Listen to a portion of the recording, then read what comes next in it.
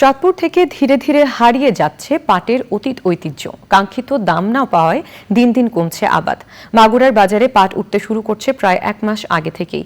চাঁদপুর থেকে মোর্শেদ আলম ও মাগুরা থেকে শামীম খানের তথ্য ভিডিওচিত্র নিয়ে সৈয়দ অদিতের রিপোর্ট।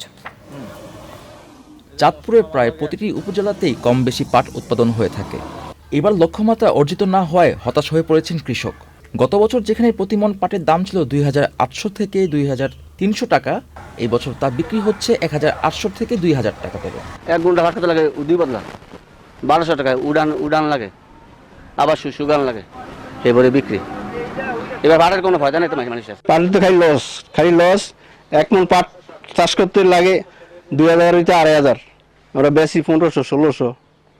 এই পাট খেতে করে তো লাভ নাই। 40-45 খরচ গেছে, পাট হইব 15-20 হাজার টাকা। কৃষি সম্প্রসারণ অধিদপ্তর জানিয়েছে, আবাদ বাড়াতে উন্নত বীজ, সার, কীটনাশক সহ বিভিন্ন পরামর্শ দেওয়া হচ্ছে।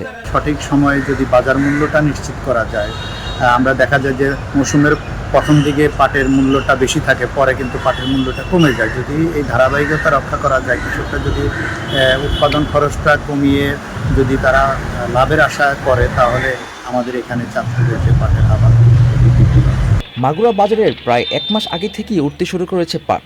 কৃষক জানিয়েছেন, কমপক্ষে 4000 টাকা মণ দরে পাট বিক্রি করতে না পারলে তারা লোকসানে পড়বেন। ব্যবসায়ীরা বলছেন, বিদেশে পাট রপ্তানি কমে যাওয়ায় দেশের পাট ক্রয় প্রতিষ্ঠানগুলো এখনো পাট কেনা শুরু করেনি। চাষিরা পাট আমদানি রপ্তানি করতেছে, বুননের তাদের লস হচ্ছে। আমরা যারা ক্ষুদ্র ব্যবসায়ী চাষির কাছ থেকে পাট কিনে নিয়ে মিলে বেচবো, সঠিক ন্যায্য দাম পাচ্ছি না। আমরা এই যে পাট কিনতেছি অনিশ্চয়, আমরা যে পাটটা কিনতেছি ঠিক বেচবো কোনে কি করবো এরই তো কোনো নেই, পাট তো কেউ নেয় না। আমরা বর্তমান যে পাটের বাজার ব্যবস্থা, এটা নিয়ে খুব শঙ্কিত। কারণ আমরা পাট কিনে যেখানে বিক্রি করি, ভবিষ্যতে টাকা পয়সা পাবো কিনা সন্দেহ আছে।